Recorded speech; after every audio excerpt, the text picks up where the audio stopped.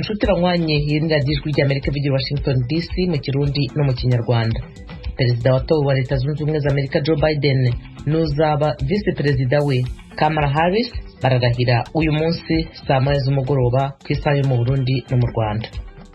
Raporo y'urugaga CBDH-Vicar ruharanira uburenganzira bw'impunzi z'Abarundi ivuga ko umutekano wazo ubangamiwe mu nkambi mu bihugu bituranye. Bashoboye kumenya abantu 24 banyurujwe mu makambi y'impunzi no mu gihugu ca Tanzania. Sivyo gusa hari abahohotewe, hariho abapfunzwe, indwi muri bo bace bashorerwa basubizwa mu Burundi, ubu bakaba bapfungiwe y'Umuramvya ni Bubanza. Uwo ni Leopold Sharangabo, ikegera cy'utwara urwo rugaga ruharanira uburenganzira bw'impunzi z'Abarundi CBDH-Vicar. Robert Kyagulanyi uzwi cyane nka Bobi Wine watsinzwe mu matora y'umukuru w'igihugu yabaye mu cyumweru gishize arahamya ko we n'umufasha we bafungiye mu nzu yabo. Leta ya Uganda irahakana. Izi nkuru hamwe n'izindi twabateguriye ni mu kanya ku buryo burambuye, ntimujye kure. Turahera mu karere k'ibiyaga bigari bya Afurika. Umutekano w'impunzi z'Abarundi urabangamiwe mu nkambi zo muri Tanzania, muri Repubulika ya Demokarasi ya Kongo, muri Uganda no muri Zambia, ahamenyekanye ko impunzi zirenga 25 zishwe, abandi barenga 50 bagafungirwa ubusa mu mwaka wa 2020. Cyakora mu Rwanda, muri Kenya no muri Malawi impunzi z'Abarundi zirarinzwe. Umunyamakuru w'ijwi ry'Amerika Pierre Claver niyo nkuru abafitiye inkuru. Kubwo baharanira agateka k'impunzi umwaka uheze w'ibihumbi 2020 ntiwabaye mwiza ku Barundi bahungiye muri Tanzania kuko baburabujwe gushikaho abatari bake basiga ubuzima. Leopold Sharangabo ni cegera c'utwara urunani CBDH-Vicar, Coalition Burundaise de défense des droits de l'homme vivant dans les camps de réfugiés, ruharanira agateka k'impunzi z'Abarundi zahungiye mu bihugu indwi cane cane ivyo muri Afrika y'ubuseruko. Sharangabo yaganiye n'ijwi ry'Amerika inyuma y'iraporo bashize habona y'umwaka uheze. Twashoboye kumenya abantu 24 banyurujwe mu makambi y'impunzi no mu gihugu ca Tanzania. Sivyo gusa hari abahohotewe, hariho abapfunzwe, indwi muri bo bace bashorerwa basubizwa mu Burundi, ubu bakaba bapfungiwe y'Umuramvya ni Bubanza. N'abandi banyurujwe tukibaza ko bashobora kuba baratwaye mu Burundi, kumbura kabarishwe. Harimwo rero n'amakuru twashoboye kumenya ko hari abashoboye kwicirwa Maragarazi ku rubere rw'u Burundi na Tanzania. Abo baharanira agateka k'impunzi bavuga ko hari Abarundi benshi bagerageje guhunga bava muri Tanzania baja mu bindi bihugu, bamwe bikabakundira abandi bagafatirwa mu nzira. Ijwi ry'Amerika ryarashoboye kuvugana n'umwe muri abo byakundiye ko bashika mu Rwanda mu ikambi ya Mahama ku mwaka uheze. Twebwe twaje turi abantu benshi bagera nko mu 50 nano gasanga nyene baguye no mu nzira kubera tatike baba bafite, abandi baciye mu nzira z'amazi baguye mu mazi, urumva n'ibibazo. Bagenzi we yasizeyo barandikiye ubutwarisha mu gitabo impunzi HCR ku isi bamusaba ko yobakingira. Twitabariza dusaba ishyirahamwe mpuzamakungu ONU rituronderere igihugu kigira gatatu gishobora kutwakira. N'abari mu bihugu vya Kongo no Buganda abo baharanira agateka kazina muntu bemeza ko batorohewe naho batabonye ayabari muri Tanzania babonye. Kenya naho ikakuma hagiye harabaho abantu baza gutera ubwoba impunzi, bazitegeka gutaha, utemeye gutaha atega ubwoba bwo kwicwa. Byarabaye makambi yandi y'Ubugande ahambavu y'uburozi, ahandi ni mu makambi y'impunzi yo muri Kongo, haba Rusenda, Murongwe. Aho naho haragiye haraba umutekano muke, harimo impunzi twashoboye kumenya zishika kuri 3 zishwe, hariho 3 banyurujwe, abandi benshi barafungwa. Iyo raporo ivuga ko igihugu c'u Rwanda arico abakoze amatohoza basanze gifata neza impunzi ico kimwe na Malawi.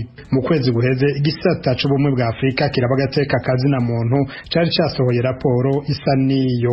Abahinga ba Union Africaine batangaje ko Tanzania arico gihugu mu karere kitorohereza impunzi z'Abarundi. Ijwi ry'Amerika ryabajije ishyirahamwe HCR ko harico ribivuga ko. Tina Geli umuhanuzi umuyobozi mukuru mu biro vya HCR i Nairobi muri Kenya biraba akarere kose yemeje ko naryo nyene rimaze kumenya ko haraho uburenganzira bw'impunzi butubahirizwa neza cane muri Tanzania. Ico bikoze umupfasoni Tina Geri amenyesha ko ico gisata kigerageza uko gishoboye gukingira umutekano w'impunzi, yamara agashimangira ko umutekano ari gikorwa cega ibihugu vyahaye ndaro impunzi.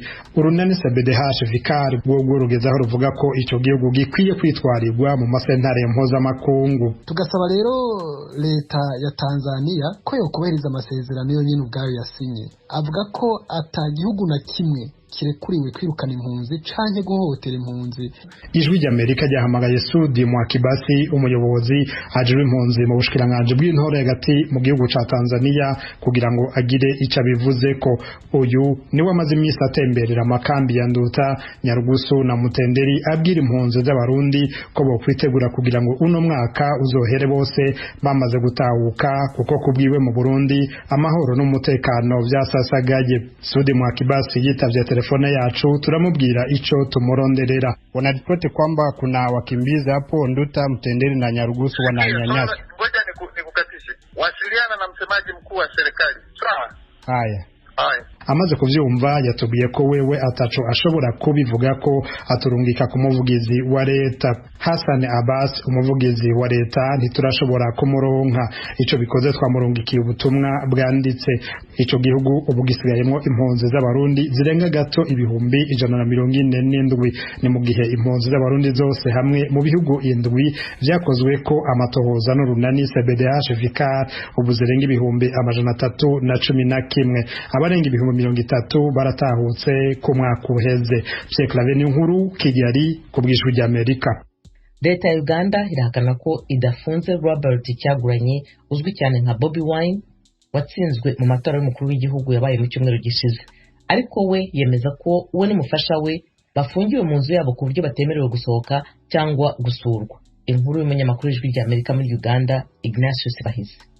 Kuva amatora yabereye ku kane w'icyumweru gishize, Robert Kyagulanyi uzwi cyane ku izina ry'ubuhanzi rya Bobi Wine ntabwo yari yemererwa gusohoka iwe mu rugo. Abasirikare n'abapolisi batazwi umubare bahise bazenguruka urugo rwa Bobi Wine akimara kugera avuye gutora, n'ubu baracarugose kandi ntabwo bamwemerera ngo asohoke cyangwa ngo hagire uwaje kumusura, haba abavandimwe be.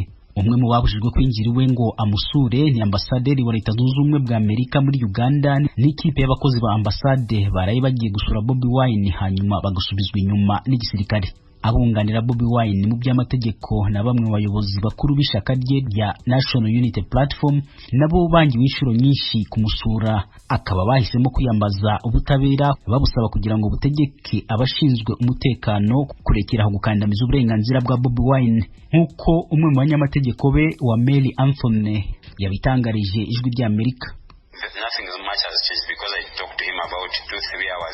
Ati nta cyari cyahindukaho ku mibereho ya Bobi Wine kuvaho aburijwe kuva iwe mu rugo. Nari maze kuvugana nawe mu kanya, ubu nta n'ibyo kurya agifite mu nzu, umugore we ntabwo yemerewe kurenga ku muryango w'inzu ngo abe yaje no gushaka icyo kurya mu karima kari hafi n'urugo. Twagerageje kumusura nk'abamwunganira mu mategeko, dusubizwa inyuma n'abashinzwe umutekano.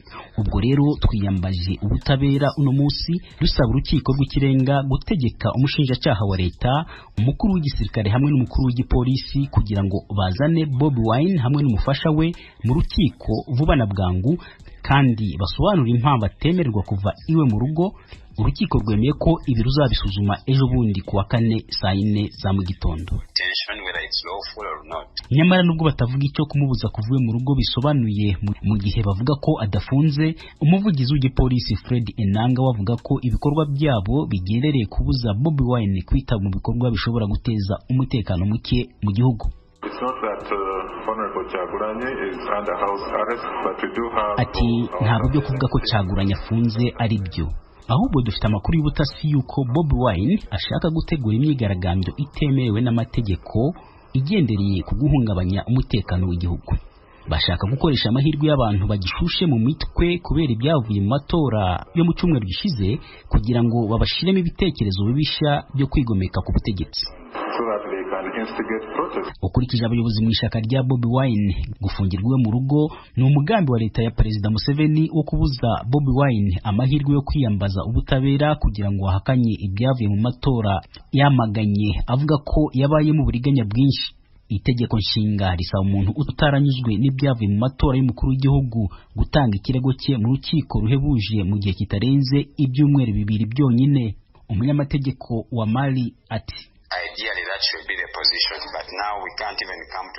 ati icyo nicyo cyari icyifuzo cyacu, ariko ubu nta cyemezo twabifataho kuko ubu twese turatatanye kandi n'ibiro by'ishaka ryacu birafunze kuko nabyo byagoswe n'abashinzwe umutekano. Ntabwo twabyinjiramo kugira ngo dukuremo ibyo dushaka, nta nubwo twatanga ikirego Bobi Wine ubwe nk'urega atahari. Naho twaba dufite ibimenyetso n'ibindi bikenewe byose, arakenewe cyane kuko tugomba no kugira inama nawe kumenya aho twahera dutegura ikirego cyacu.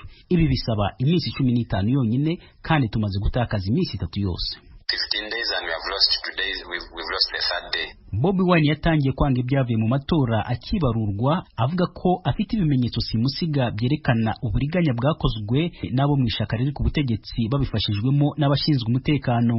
Nyamara ariko ibi ni bisanzwe muri politiki ya Uganda. Mu matora 2016 umwe mu bakandida Kizza Besigye waje mu mwanya wa kabiri anamajwi angana ibice 28% nawe yafungiwe mu rugo kugeza ubwo igihe cyo kuba yagize ikirego cye mu rukiko gihakanya ibyari byavuye mu matora y'icyo gihe cyarangiriye.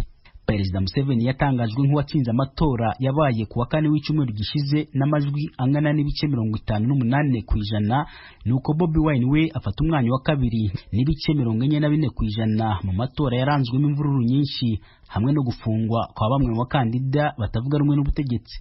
Leta Zunze Ubumwe za Amerika zasabye ko ibyavuye muri aya matora byakongera kwitegerezwa neza. Ignatius Bahizi, Ijwi rya Amerika, Uganda. Mukomeje kumva radiyo Ijwi rya Amerika ivugira Washington DC mu Kirundi no mu Kinyarwanda. Perezida wa Amerika watowe Joe Biden agiye gutanga amadolari angana na tiriyari 1 na miliyari 900 yo kunganira abaturage bazahajwe n'icyorezo cya virusi ya corona.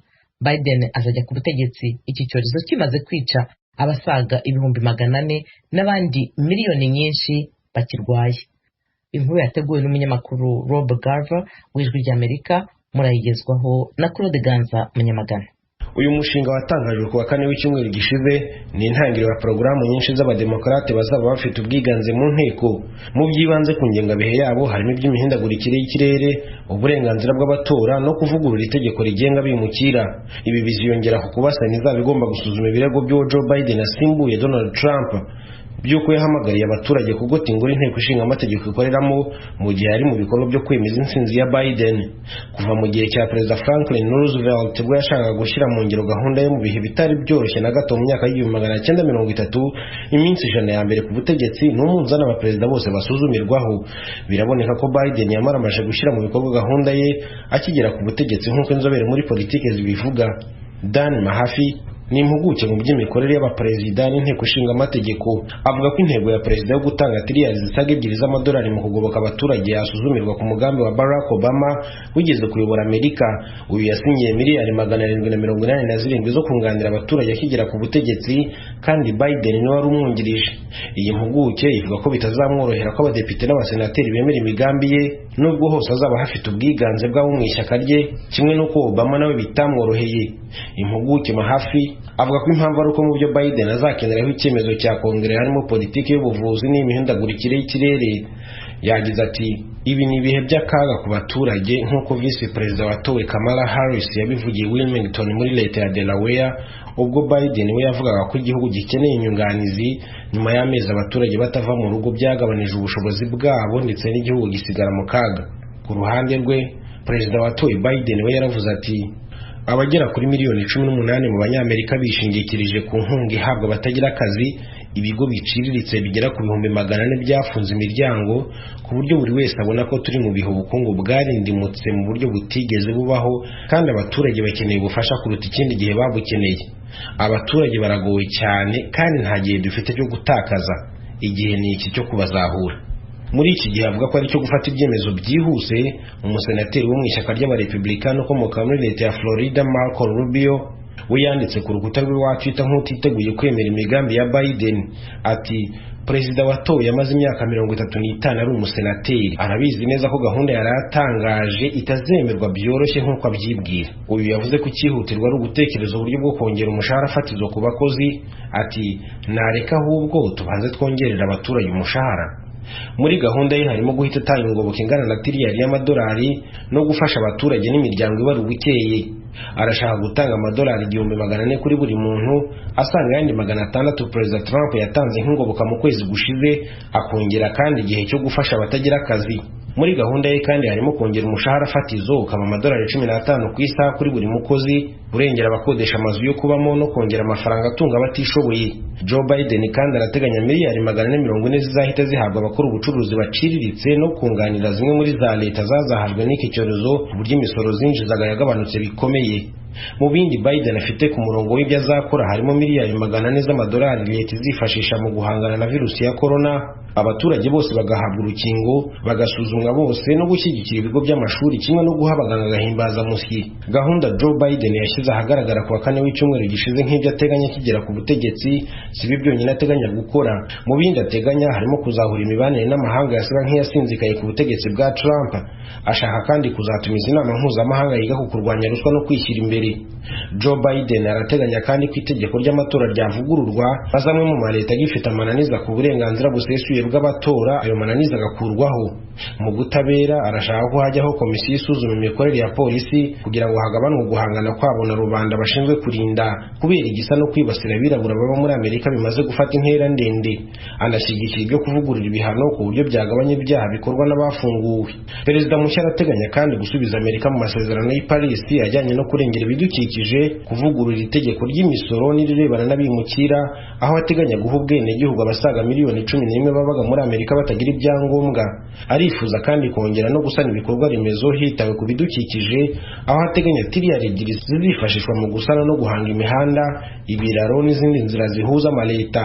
Arateganya kubijyanisha no guteza imbere ikorwa ry'imodoka zikoresha amashanyarazi, ubuhinzi butangiza ibidukikije kimwe no guteza imbere ikoreshwa ry'ingufu zisubira. Impuguke mahafi y'uzobereye mu by'imikorere y'abaperezida n'inteko ishinga amategeko asanga Biden akwiye kwiyegereza cyane kongera kigera ku butegetsi kugira ngo azabashe kugera ku migambi ye. Ati icy'ingenzi cyane niyo abamushyigikiye baba bangana n'abamurwanya muri Sena ni ukumenya ko hari igikwiye gukorwa mu kuzahura ubukungu. Ibyuko kubona urukingo bigenda gake ntawe utabibona, abantu bakomeje gutakaza imirimo, ibi rero binahangayikishije abadepite n'abasenateri. Iyi mpuguke ikanzura ivuga ko Biden asaba gukora byinshi mu guhinyuza imvugo ya Donald Trump yuko atatsinze amatora biciye mu mucyo. Ati kimwe mu bizagora Biden harimo n'ibivugwa n'abashyigikiye Trump cyangwa nawe ubwe ko Biden yatsinze amatora mu buriganya. Ndibwira ko ari ngombwa kuri we gukora cyane no kugera kuri byinshi kugira ngo ahinyuze iyo mvugo. Ni umwanya w'ikiganiro Amerikana mumenyereye buri wa gatatu muri aya masaha, ikiganiro kibanda ku byaranze Amerika mu bihe byahise no mu bihe tugezemo, mutegurirwa kandi mugezwaho na Thomas Kamirindi.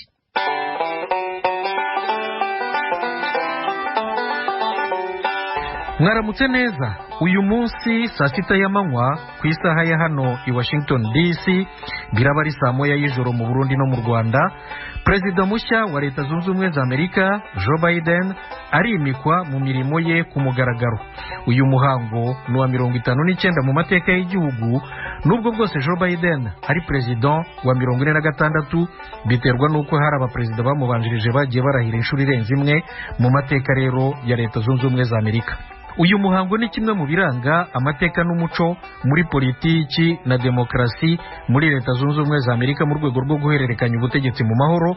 Mureke rero turebere hamwe muri make cyane amwe mu mateka yawo. Ikaze mu kiganiro Amerikana.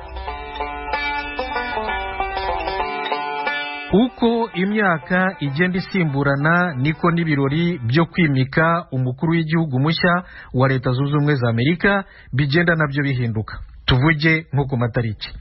Perezida wa mbere na mbere George Washington yarahiye bwa mbere ari ku itariki ya 30 y'ukwezi kwa kane mu 1789. abamukurikiye bose bo barahiraga ku itariki ya 4 y'ukwezi kwa gatatu kuva mu 1793 kugera mu 1933. nyuma yaho itegeko nshinga ryaravuguruwe ivugurura rya 20 noneho rivuga ko umukuru w'igihugu mushya azajya yimikwa saa 6 y'amanywa ku itariki ya 20 y'ukwezi kwa mbere buri myaka 4.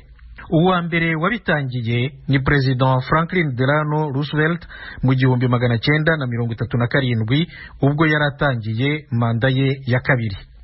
aya matariki akurikizwa kuri perezida mushya ukimara gutorwa, naho ubundi hari abaperezida barahiye ku matariki atandukanye nateganijwe n'itegeko nshinga kubera gusimbura umukuru w'igihugu upfuye cyangwa weguye.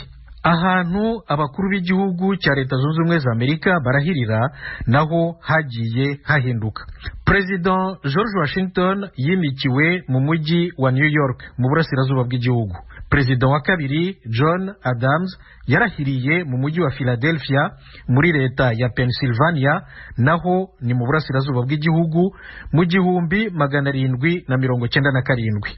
uwa mbere warahiriye ku ngoro y'inteko ishinga amategeko tuzi muri iki gihe i Washington DC ni perezida wa gatatu Thomas Jefferson mu 1801. kuva icyo gihe kugeza ubu abamukurikiye bose niho bimikirwa, kereka rimwe gusa mu 1945 ubwo perezida Franklin Delano Roosevelt yarahiriye mu ngoro y'umukuru w'igihugu Maison Blanche ubwo yaratangiye manda ye ya 4. yitabye Imana atayirangije mu kwezi kwa 4 mu 1945 ayimazemo amezi 3 gusa. ibi ni bike mu byahindutse, ariko hari n'ibindi bidahinduka. icya mbere mu bidahinduka ni amagambo y'indahiro ni 35 ahora aramwe nk'uko yanditse mu itegeko nshinga. muri make perezida mushya arahirira kubahiriza itegeko nshinga rya Leta Zunze Ubumwe za Amerika, kuribungabunga no kurirengera. undi muco udahinduka ni ukuvuga disikuru iyo amaze kurahira. uburebure bwayo nibwo butandukana gusa. mu mateka Perezida George Washington niwe wavuze disikuru ngufi cyane atangiye manda ya kabiri mu 1793. yari igizwe n'amagambo 135 yonyine gusa, ni ukuvuga ugereranije nk'umunota umwe.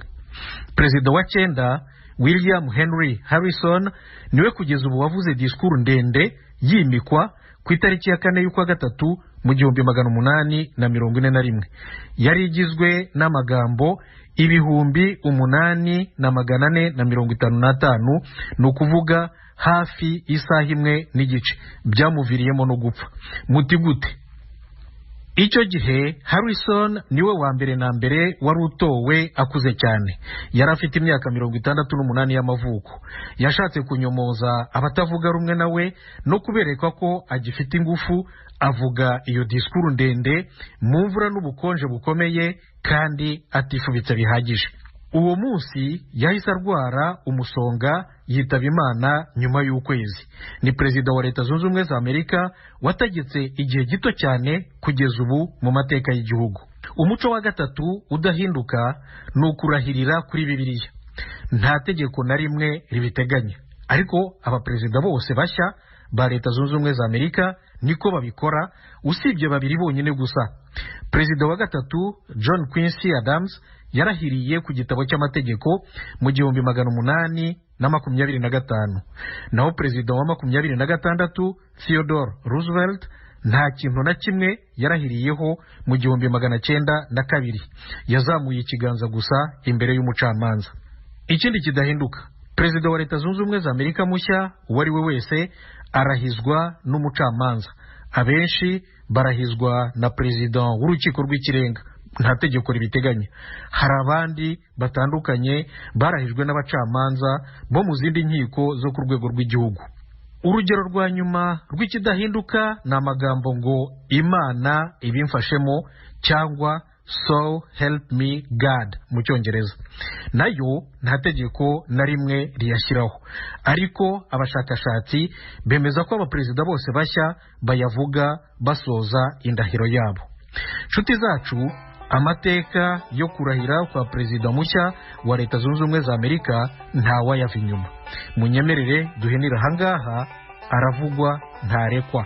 Ahubwo uwagira icyo yifuza kudusangiza n'abandi banywanyi b'ijwi rya Amerika yakitugezaho tukamutumikira.